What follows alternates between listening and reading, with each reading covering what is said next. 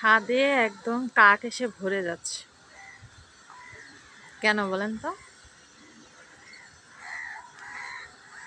কারণ হচ্ছে ওই যে ওই যে ওনার জন্য কাকরা এসে একদম মিছিল করতেছে ছাদে। এই যে।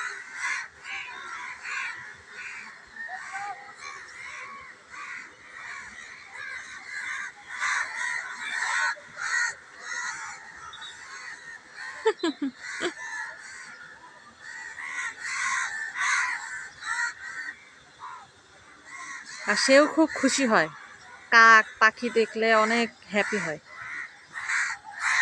এই যে সব কাক চলে আসছে।